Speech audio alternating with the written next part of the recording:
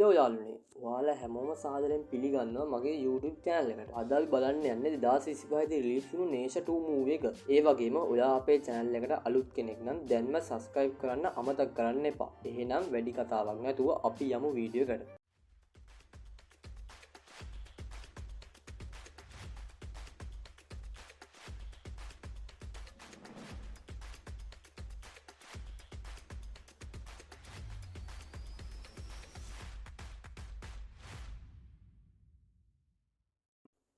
ඔන්න යාළුවනේ මේ කතා පටන් ගද්දිම ලස්සන නෙළුම් මලක් පිපෙනවා විශාල පොකුණක් මැද. ඒ වගේම මේ විශාල නෙළුම හින්දා මේ විලේ තවත් නෙළුම් මල් හට ගන්නවා. ඉතින් දැන් නේෂයි ගුරුතුමයි ඕබිනුයි මේ නෙළුම් මල් දිහා බලාගෙන තමයි ඉන්නේ. මොකද නේෂයි ගුරුතුමාට ඕනේ මේ විලේ තියෙන නෙළුම් මල් භාවිතා කරලා නේෂටයි ඕබින්ඩයි ශරීරයක් නිර්මාණය කරලා දෙන්න.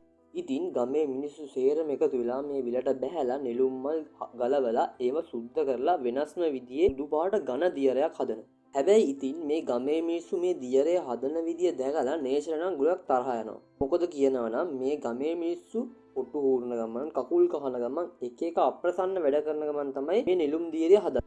අන්තිමට මේ නෙළුම් දියරය හදලා ඉවරුනාම නේෂයි ගුරුතුමා මේ දෙන්නගේ ආත්ම දෙක මේ නෙළුම් දියරයට තල්ලු කරනවා. ඒ එක්කම අර ජෙලි වගේ නෙළුම් දියරය මේ දෙන්නව සම්බන්ධ කරගන්නවා. මෙයාලා හරියටම බොම්බයි මොටයි දෙකක් වගේ. ඉතින් මෙයාලා නෙළුම් දියරය එක්ක එකතු වුනාම නේෂගේ මාස්ටර්ගේ ලෝ කන්දේන ඌරා මෙතනට ඇවිල්ලා මේ දෙන්නගේ ශරීරයේ තියෙන වැඩිපුර කොටස් කපලා මේ දෙන්නගේ ශරීරයේ ගානට හදනවා. ඒත් එක්කම මේ ශරීරයේ ජෙලි වගේ හින්දා නේෂයි ගුරුතුමා නෙළුම් මලක් වගේ උදුනගේ ශරීරයයි ආත්මයි පිරිපහදු කරනවා. ඉතින් ඔන්න ඔය අතරේ නේෂගේ නගරයට ලොකු ප්‍රශ්නයක් ඇති වෙන්න යන්නේ. ඒ තමයි මේ නගරය ආක්‍රමණය කරන සතුරෙක් ඇවිල්ලා තියෙනවා. මේ සතුරා වෙන කවුරුත් නෙවෙයි. සීසන් 1 එකේ හිටපු ඕබී ගුරුතුමා ෂේන්. ඉතින් මෙයා මේ පාර ඇවිල්ලා තියෙන්නේ නිකන් නෙවෙයි. මකර රාජධානියේ ඉන්න යක්ෂයෝ ටිකත් එක්ක නේෂගේ නගරේ ගාවට ඇවිල්ලා මේ නගරේ වටේ තියෙන අහස රවුමට කපලා මකර රාජධානියයි මේ නගරය අතර අවකාශීය දොරටුවක් හදනවා. අනිත් එක මෙන්න මෙයා මේක කරන්නේ මකර රාජධානියේ ඉන්න ගැහණු මකරුගේ මකර නියපොත්තක් එයාගේ ආයුධයට සම්බන්ධ කරගෙන. ඉතින් අවකාශය හරහා ලාව ගංගා බිමට වැටලා ඒ අතරින් මුහුදු රාක්ෂයෝ නේෂගේ නගරයට පහර දෙනවා. දැන් ඉතින් නේෂගේ නගරයට ලොකු සටනක් ඇති වෙන්න හදන්නේ. ඔය අතරේ ඕබින්ට එයාගේ සම්පූර්ණ බලය ලබාගෙන තව ටික වෙලාවක් යනවා. ඒත් නේෂ තාම නෙළුම් මුදුන ඇතුලේ. හැබැයි අවාසනාවකට ඕබින් ගුරුතුමා නගර පෞරාරා ඇවිල්ලා නේෂගේ ගුරුතුමාට පහර දෙනවා. මොකද මෙයාලට ඕනේ නේෂා විනාශ කරන්න. ඉතින් ඕබින්ගේ ගුරුතුමා නේෂ ඉන්න තැනට පහර දුන්නට නේෂය අනිත් අය ඉන්නේ ගොඩක් ශක්තිමත් ආවරණයක් ඇතුළේ. අන්තිමට ඕබින් ගුරුතුමා කොච්චර පහර දුන්නත් මේ ආවරණය කඩන්න බැරි වෙනවා. ඉතින් අන්තිමේදී ඕබින්ගේ ගුරුතුමා නේෂා විනාශ කරනවා තියා මේ නේෂලා ඉන්න ආරක්ෂක ආවරණය කඩන්නවත් බැරි වෙනවා. මේ නිසා නේෂගේ ගුරුතුමා මෙයාට hina වෙනවා. හැබැයි ඕබින්ගේ ගුරුතුමා වන ෂේන් hina වෙලා නේෂා ගුරුතුමාට කියනවා මට බැරි වෙයි මේ ආවරණය කඩලා දාන්න. හැබැයි මෙයාට ඒක කරන්න පුළුවන්. මෙයා මෙහෙම කියලා මෙයා එතන අවකාශය ඉරලා දානවා. අර මකර නියපොත්තෙන්. ඔන්න එතකොටම මකර තුන් දෙනෙක් ඇවිල්ලා ඒගොල්ලොන්ගේ මේ ආවරණයට ප්‍රහාර එල්ල කරලා මේ ආවරණය කඩලා දානවා. හැබැයි මේ වෙලාවෙම ඕබින් මැදිහත් වෙලා යාගේ ශක්තියෙන් මේ මකරු එල්ල කරන ප්‍රහාරය අනිත් අය බේරගන්න හින්දා අනිත් අයට කිසිම ප්‍රශ්නයක් වෙන්නේ නැහැ. ඒත් මේ වැඩේ හින්දා මෙයාගේ ශරීරය ආපහු ටිකෙන් ටික වෙනස් වෙන්න ගන්නවා. ওই වෙලාවේ තමයි ඕබින්ගේ තාත්තා මෙතනට එන්නේ. ඕබින්ගේ තාත්තා තමයි නැගෙනහිර මූදේ මකර රජු. ගුවන්. මෙයාගේ යටතේ තමයි ඉස්සෙල්ලා මකරෝ තුන් දෙනයි මකර රාජධානිය තියෙන්නේ. හැබැයි ඉතින් මෙයා මෙතනට ආවත් එයාට එයාගේ පුතාගේ ශරීරයෙන් බේරගන්න වෙන්නේ නැහැ. මෙයාලගේ ආක්‍රමණ නිසා තමයි ඕබින්ගේ ශරීරය විනාශ වෙන්නේ. හැබැයි ওই වෙලාවේදී නේෂ එයාගේ සම්පූර්ණ බලය ලබාගෙන අවදි වෙනවා. ඒත් නේෂ අවදිනු ගමන් දකින්නේ ඕබින්ගේ ශරීරය විනාශ වුණු විදිය. හැබැයි ඉතින් ඕබින්ගේ ශරීරය විනාශ වෙන එක නවත්තන්න බැහැනේ. ඒ හින්දා නේෂ ඕබින්ට කියනවා මගේ ශරීරයට ඇතුල් වෙන්න කියලා. ඊට පස්සේ ඕබින් නේෂගේ ශරීරයට ඇතුල් වෙනවා. ඔන්න දැන් නේෂගේ ශරීරය ඇතුලේ ඕබිනුයි නේෂයි දෙන්නම ඉන්නවා. ඉතින් තමන්ගේ පුතාගේ ශරීරය මැරුණු හින්දා මකර රජතුමා ෂේන්ට බැනලා මෙතනින් යනවා. ඒ එක්කම මේ ආක්‍රමණය නවතිනවා. ඉතින් මේ දේවල් මෙහෙම වෙනකොට නේෂගේ ගුරුතුමා නේෂව ස්වර්ගස්ථ මළුවට එක්කන් යන්නයි හදන්නේ. නේෂව පුහුණු කරන්න තමයි මෙයා ස්වර්ගස්ථ මළුවට එක්කන් යන්න හදන්නේ. හැබැයි ඉතින් නේෂ පිට වෙලා යන්නේ ගොඩක් තරහයි. මොකද මෙයා හිතන්නේ එයාව ගමෙන් අයින් කරන්න තමයි මේ වැඩේ කරේ කියලා. ඉතින් නේෂ එක්ක දිව්‍ය මළුවට යන්න කලින් ගුරුතුමා නේෂට සටන් ක්‍රමයක් උගන්වනවා. හැබැයි නේෂට මේවා හරියට ඉගෙන ගන්න තේරෙන්නේ නැහැ. අනික ගුරුතුමා නේෂට කියනවා එයාව පරද්දන්න කියලා. ඒත් නේෂගේ මෝඩකම හින්දා එයාට වෙන්නේ ගුරුතුමාගේ අතින් ලේසියෙන් පරාද වෙන්න. මේ වෙලාවේ ගුරුතුමා නේෂට කියනවා ඔයාගේ ඇඟ ඇතුලේ ඉන්න ඕබින්ටත් අවස්ථාවක් දෙන්න කියලා. එහෙම කියලා ගුරුතුමා නේෂට පිල් බෝතලයක් දෙනවා. දීලා කියනවා මේකෙන් එකක් බිව්වොත් ඔයාගේ ඇඟේ පාලනය ඕබින්ට ගන්න පුළුවන් කියලා. ඔන්න යාළුවනේ නේෂ මේක බොනවත් එක්කම මුහුණ ඕබින් වගේ වෙනස් වෙනවා. දැන් ඕබින් තමයි නේෂයි ගුරුතුමත් එක්ක සටන් කරන්නේ. හැබැයි ඉල්ලම් කලම කියන්නේ මෙන්න මේ වගේ වැඩවලට. නේෂා ගුරුතුමා ඕබින පරාද කරන්න හිතුවට ඒකේ අනිත් පැත්ත තමයි වෙන්නේ. ඒ වෙනුවට ඕබින්ගෙන් ගුටි ගන්න තමයි වෙන්නේ. ඉතින් මෙහෙම ගුටි කෑවට පස්සේ නේෂා ගුරුතුමා නේෂවත් එක්කගෙන දිව්‍ය මළුවට යනවා. මේ වෙලාවේ නේෂාගේ ශරීරය පාලනය කරන්නේ ඕබින් හින්දා ලොකු ප්‍රශ්නයක් නම් වෙන්නේ. මොකද ඕබින් හරියට ඇසිරෙන දන්නවනේ. ඉතින් මේ වෙලාවේ නේෂා හොඳින් ඇසිරෙන හින්දා දිව්‍ය මළුවේ වුලියන් ෂින්ගේ හිත දිනා ගන්නවා. මේ දේවල් මෙහෙම වෙනකොට ඕබින්ගේ ගුරුතුමා සටන් පුරුදු වෙන ගමන් තමයි ඉන්නේ. ඔන්න ඔය වෙලාවටම ඔතනට එළියෙන් ආපු කොල්ලෙක් අල්ලන් එනවා. හැබැයි මේ පිරිමි ළමයා එකපාරටම කොටි මූණක් තියෙන මිනිහෙක් බවට පත් වෙනවා. යාළුවනේ බලන් ගියාම මෙයාත් රාක්ෂේ. හැබැයි ඉතින් මෙයා ෂේන්ගේ නෑදෑ කෙනෙක්. ඉතින් ෂේන් අහනවා මේ පිරිමි ළමයාගෙන් ඇයි මෙතනට ආවේ කියලා. එතකොට මේ පිරිමි ළමයා කියනවා මං ආවේ මාමා බලන්න කියලා. හැබැයි ෂේන් මේ කොල්ලගේ තාත්තා ඉන්න තැනට යවනවා. මොකද මෙතන ගොඩක් දරුණු නිසා. ඔය අතරේ නේෂල යනවා බීස්ලා ඉන්න තැනකට. ඇත්තටම කිව්වොත් මෙයාලත් රාක්ෂයෝ ටිකක්. නේෂා මෙතනට එන්නේ මෙයාලව අල්ලගෙන දිව්‍ය මළුවට අරගෙන යන්න. මොකද බීස්ලා සාමාන්‍ය මිනිසුන්ට කරදර කරන හින්දා. ඉතින් මෙයාලා එක්ක සටන් කරලා මෙයාලා පරාද කරන එක තමයි නේෂාගේ පළවෙනි වැඩේ වෙන්නේ. හැබැයි මෙතනදි සටන් කරන්නේ නේෂා නෙවෙයි. ඕබින් තමයි සටන් කරන්නේ. ඒත් අර පිල් එක හින්දා මේ බීස්ලාගේ ලොක්කා එක්ක සටන් කරනකොට විතරයි ඕබින්ට එළියට එන්න පුළුවන් වෙන්නේ. ලොක්කා පැරදෙන ගමන්ම පිල් එකේ බලයත් ඉවර වෙනවා. ආපහු ඕබින් නේෂා බවට පත් වෙනවා. ඒත් මේ වෙලාවේදී බීස්ලාගේ සාමාන්‍ය කෙනෙක් ඇවිල්ලා නේෂාට හොඳටම ගහනවා. අන්තිමට නේෂාගේ පිල් බෝතලේ බීස්ලාගේ සුප් කල් දේරනකොට වැටෙනවා. ඒක හින්දා නේෂාට වෙන්නේ මේ බීස්ලාගේ සුප් කල් දේරම බොන්න. කොහොම හරි නේෂා ආයෙත් ඕබින් උනාම සටන එන්නේ කලින් වතාවේ ගුටිකාව බීස්ලාගේ ලොක්කා.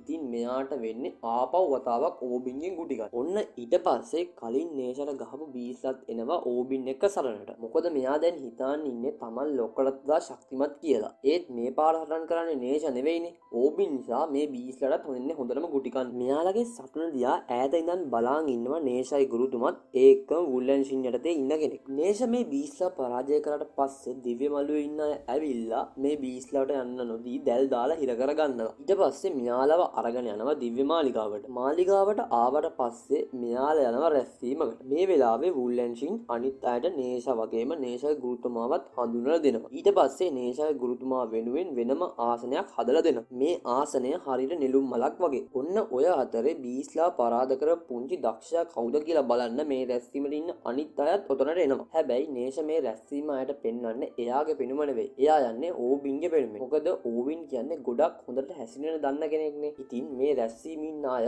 ඕබින්න දැකලා ඔයා අද කරපු වැඩේ ගොඩක් හොඳයි කියලා කියනවා.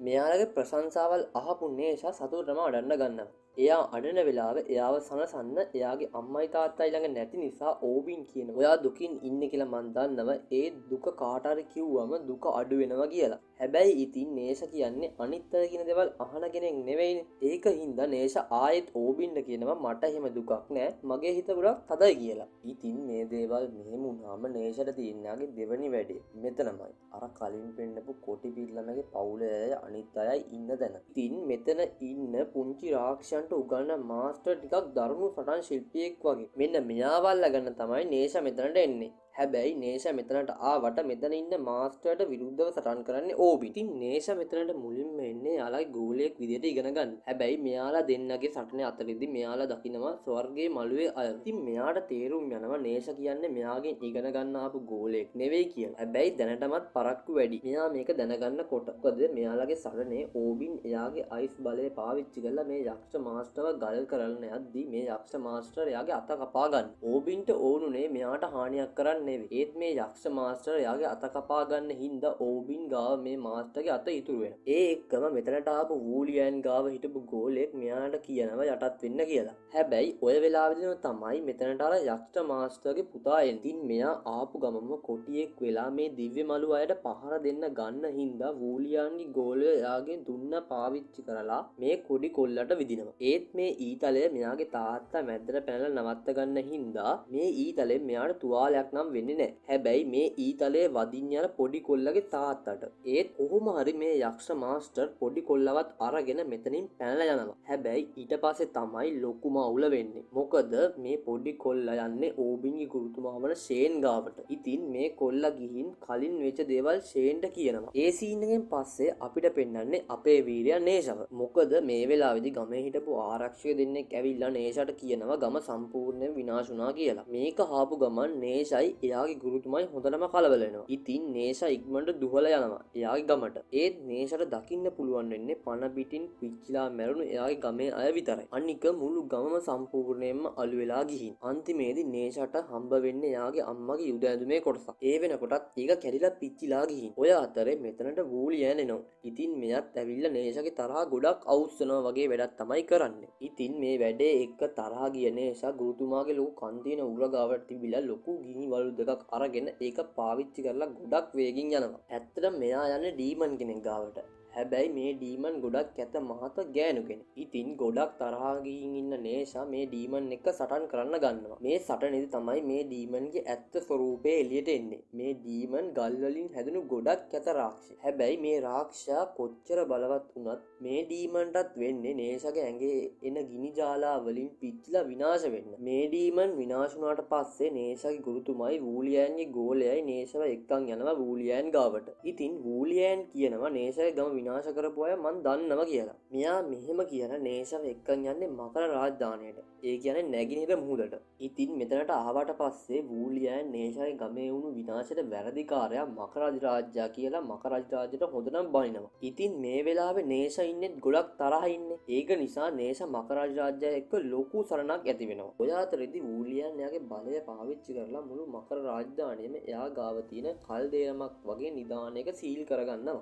ඒත් එක්කම මේ මකර අධිරාජ්‍යයත් මකර රාජධානිය ඇතුළේ හිර වෙනවා. ඉතින් නේෂාගේ උදව්වෙන් මකර අධිරාජ්‍යය හිර කරලා දාපු හින්දා වූලියන් නේෂට කියනවා ඔයා කරපු දේ හරි මේකෙන් ඔයාගේ පවුලේ අය වගේම ගමේ මැරුණු හැමෝටම සාධාරණයක් වෙනවා කියලා. මෙයා මෙහෙම කිව්වට නේෂට ගොඩක් ලොකු පහළුවක් දැනෙනවා. ඉතින් නේෂට මතක් වෙන යාගේ අම්මයා පොඩි කාලේ බලාගත්ත හැටි. හැබැයි මෙන්න මෙහෙම දුකෙන් ඉන්න නේෂ ගාවට යාගේ අම්මයි තාත්තයි ගුරුතුමයි ඕබිනු වෙනවා. ඉතින් නේෂ ගාවට යාගේ අම්මා ඇවිල්ලා නේෂට වෙච්ච ඇත්තම සිද්ධිය කියනවා. නේෂාගේ අම්මා කියන විදියට එයාලා ගම විනාශ කරේ වෙන කවුරුත් නෙවෙයි වූලියන්. එයා තමයි මකර රාජ්‍යයේ හිටපු මකර තුන්දෙනෙක් පාවිච්චි කරලා නේෂාගේ ගම විනාශ කරලා තියෙන්නේ. අනිත් එක මේ වෙලාවේදී ෂේන් තමයි නේෂාගේ අම්මවයි තාත්තවයි බේරගෙන තියෙන්නේ. මුලදී මකර රාජ්‍යයේ මකර තුන්දෙනා ඉඳලා තියෙන ෂේන්ගේ පැත්තේ ඒත් වූලියන් මේ මකර තුන්දෙනාව ස්වර්ගයේ දඩුවම් වලින් නිදහස් කරන්න එකඟ වුණ හින්දා මෙයාලා වූලියන් එක්ක එකතු වෙලා තියෙනවා. අන්තිමේදී තනි වුණු ෂේන් මේ මුදු රාක්ෂස විරුද්ධව තනියම සටන් කරලා තියෙනවා. ඒත් යාළුවනේ එයාට උන දේ නම් නේෂාගේ අම්මවයි තාත්තවයි දන්නේ නැහැ.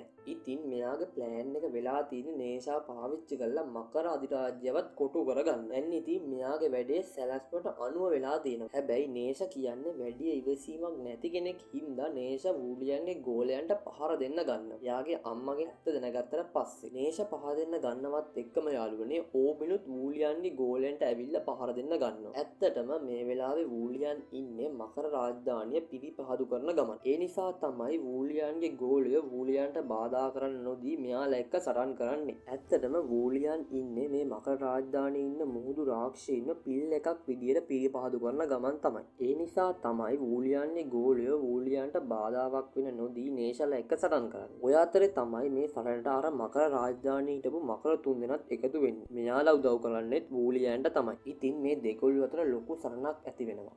ඒත් අන්තිමේදී වූලියන් නේෂවයි අනිත් අයවයි අල්ලගෙන මෙයාලව මේ කල්දේරමක් වගේ උදුනකට දානවා. මේ උදුන ඇතුලේදී හැමෝම පිරිපාදු වෙලා පිල් බවට පත් වෙන ගමන් තමයි තියෙන්නේ. ඔය අතරේ නේෂාගේ අම්මා ගොඩක් තුවාල වෙලා තියෙනවා කලින් සටනේදී. ඒ හින්දා මෙයාට මේ උදුනේ එන බලයට තවත් විරුද්ධ වෙන්න බෑ. අන්තිමේදී Tamanta තවත් ජීවත් වෙන්න බෑ කියලා තේරුම් ගිය නේෂාගේ අම්මා නේෂා බදාගෙන නේෂාගේ හිත හදනවා. මොකද තව පොඩි වෙලාවයි නේෂාගේ අම්මට ඉන්න පුළුවන් වෙන්නේ. ඉතින් ඉතින් මේ වෙලාවේදී නේෂට මතක් වෙනවා පොඩි කාලේදී යාගේ අම්මා යාට ආදරය කරපු විදිය එහෙම. හැබැයි ඒ ආදරේ මතකයක් විතරක් කරලා නේෂගේ අම්මා නේෂගේ ඇස් ඉස්සරහම පිල් එකක් බවට පත් වෙනවා. හැබැයි එයාගේ අම්මාගේ ජීවිතේ නැති වෙනවත් එක්කම නේෂට යාගේ කේන්තිය පාලනය කරගන්න බැරුව තමන්ගේ ශරීරයත් විනාශ කරගෙන නේෂ අලුත් ශරීරයක් එක්ක කලින්ටත් වඩා ශක්තිමත් වෙනවා. ඊට පස්සේ නේෂා ඕබින්ගේ ඇඟේ වීදුරු කටු වගේ දේවල් ටිකක් විනාශ කරලා දානවා. මේ වීදුරු කටු වගේ දේවල් මේ උදුනේ පිට සටනේදී බූලියන් තමයි නේෂාගේ ඕබින්ගේ ශරීරය සීල් කරන්න පාවිච්චි කරලා තියෙන්නේ. ඉතින් නේෂා ඕබින්ගේ ඇඟේ තියෙන වීදුරු කටු වගේ දේවල් විනාශ කරාට පස්සේ මෙයාලා හැමෝම එකතු වෙලා මේ උදුනේ මුද්‍රාව කඩාගෙන එළියට එන්න තමයි හදන්නේ. ඒත් බූලියන් සහ දිව්‍ය මළුවේ අය මෙයාලා එළියට එන එක නවත්තන්න ගොඩක් උත්සාහ කරනවා. හැබැයි මෙයාලා මොන දේ කරත් අන්තිමට නේෂල මේ උදුනෙන් එළියට එන එක නවත්තන්න පුළුවන් වෙන්නේ නැහැ. කොහොම හරි නේෂල මේ උදුනෙන් එළියට ආවට පස්සේ තමයි මේ මූවි එකේ සුපිරිම සටන සිද්ධ වෙන්නේ. ඉතින් මුදුරාක්ෂය මකරොයි නේෂගේ අනිත් අය එක පැත්තක වූලියන් එක්ක අනිත් අය තව පැත්ත. දැන් මේ දෙගොල්ලෝ එකට එකතු වුණාම අහසේ වලාකුළු වගේ අරයට අපිට පේනවා. ඉතින් මේ විදිහට නේෂලා එළියට ආවට පස්සේ වූලියන් එක්ක අවසන් සටන පටන් ගන්න. මෙයාලගේ සටන හරියට කළු වලාකුළයි රන්මන් පාට වලාකුළයි එකට මිශ්‍ර වෙනවා වගේ. මේ සටනේදී නේෂයි ඕබිනුයි දෙන්න වූලියන් එක්ක තමයි සටන් කරන්නේ. ඉතින් වූලියන් එක පාටම නේෂලව ගිලින. මෙයා නේෂලව මෙහිම ගිලින එයාගේ බලෙන් හදපු ලොකු ඔලුවක් වගේ එක. නේෂයි ඕබිනුයි එයාලගේ බලය පාවිච්චි කරලා වූලියන්ට හොඳටම ගහනවා. අන්තිමේදී මෙයා විසි වෙලා ගිහිල්ලා වදින්නේ සන්වෝකුන්ගේ රන් යකදාව. මෙයා ගාව තියෙන රන් යකදාව කවදාවත් විනාශ කරන්න බැරි දෙයක්. මේ යකදාවෙන් තමයි නැගිනහිර මුහුදේ මකර ඇස මුද්‍රා කරලා තියෙන්නේ. ඔයාලා චීන කතා බලලා තියෙනවා නම් මේවා අහලා ඇති. අන්තිමේදී නේෂගෙන් ගුටි කාපු වූලියන් රන් යකදාවේ ඇලිලා ඉන්නේ හරියට නිකන් මැස්සෙක් තැනුණා වගේ. ඔන්න ඔය වෙලාවේදී නේෂ වූලියන් දිහාවට වේගෙන් එනවා එයා විනාශ කරන්න හිතාගෙන. ඒත් යාළුවනේ අර මකර තුන්දෙනාගෙන් හිටපු ගැහැණු මකර අවකාශය හරහා ඇවිල්ලා වූලියන්ව තමන් ළඟට ඇදලා ගන්නවා. ඊට පස්සේ මෙයා වූලියන් එක්ක පැනලා යනවා. වූලියන් යනවා දැකපු දිව්‍ය මළුවේ අයත් මේ මුහුදු රාක්ෂය එක්ක තියෙන සටන අතහැරලා දාලා පැනලා යනවා. මොකද එයාලගේ ලොක්කා මේ වෙනකොටත් පැරදිලා ඉවරයි නිසා. ඉතින් මේ විදිහට තමයි අන්තිමට නේෂා වූලියන්ව පරාද කරන්නේ. ඉතින් මේ දේවල් ඔක්කොම ඉවර වුණාට පස්සේ මකර අධිරාජ්‍ය එක්ක ඕබින් යනවා. හැබැයි ටික දුරක් ගියාම මකර අධිරාජ්‍ය ඕබින්ට කියනවා ඔයා ඔයාගේ යාළුවා එක්ක ඉන්න මගේ රාජ්‍ය පාලනය කරන්න බැහැ කියලා දැනුම් දවසට ආපහු එන්න කියලා. ඔය අතරේ ඉතින් කතාවේ අන්තිමට ෂේන්වත් අපිට පෙන්නනවා. මෙයා මේ වෙලාවේදී වූලියන්ගේ අතට අහු වෙලා ඉන්නේ. ඉතින් ඔතනින් අපිට පොඩි හින්ට් එකක් දෙනවා නේෂ මූවි සීරීස් එකේ තවත් මූවි එකක් එන්න තියෙනවා කියලා. ඒ මොකද අන්තිමට කතාවේදී අපිට පෙන්නනවනේ ෂේන් ජීවත් වෙලා ඉන්නේ කියලා. ඔන්න මේ විදිහට තමයි නේෂ 2 මූවි එක ඉවර වෙන්නේ. එහෙනම් යාළුවනේ තවත් දවසක අලුත් මූවි එකක් එක්ක අපි හම්බෙමු. ඔයාලට සුබ දවසක්.